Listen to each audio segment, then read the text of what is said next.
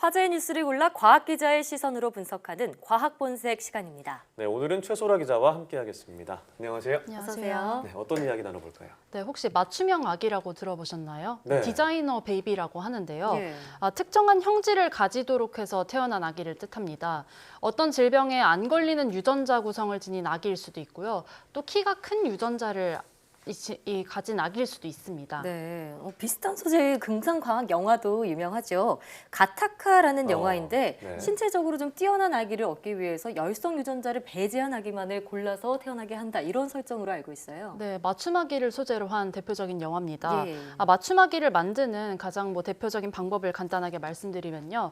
부모의 정자와 난자를 가지고 시험관 수정을 해서 그 결과 만들어진 배아 여러 개의 유전자 검사를 모두 하는 겁니다.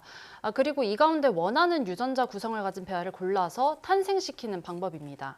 네, 그럼 네. 실제로 이렇게 해서 태어난 아기들도 있나요? 네, 2000년대 들어서 세계 곳곳에서 이런 맞춤아기가 태어나고 있는데요. 대부분 희귀 질환을 가지고 있는 형제 자매를 치료하기 위해 태어나는 겁니다.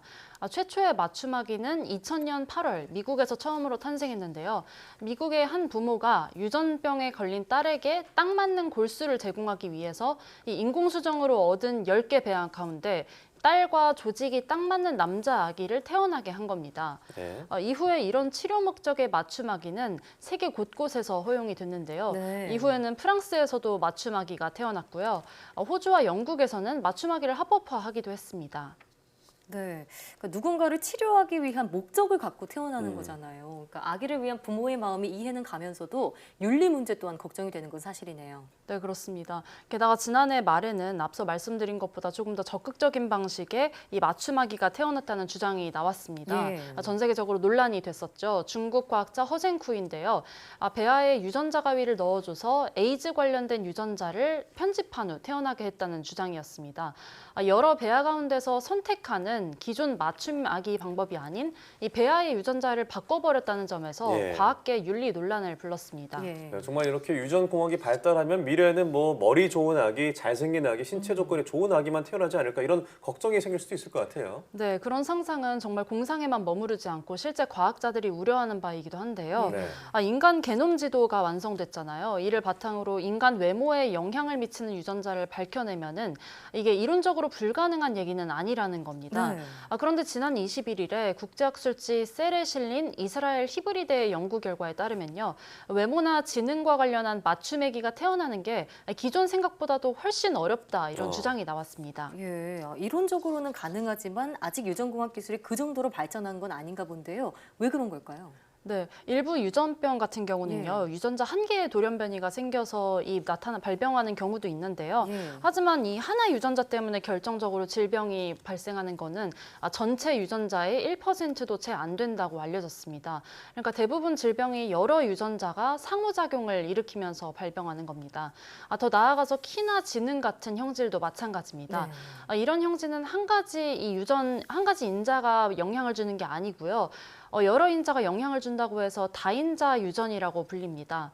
인간 게놈 지도가 완성되고서 이 인간의 모든 유전자가 또 알려졌고 또 이 유전자들이 우리 몸에서 어떤 특성을 결정하는지도 나날이 드러나고 있긴 한데요. 예. 아직도 이 유전자의 세계는 너무나 베일에 가려져 있다는 겁니다.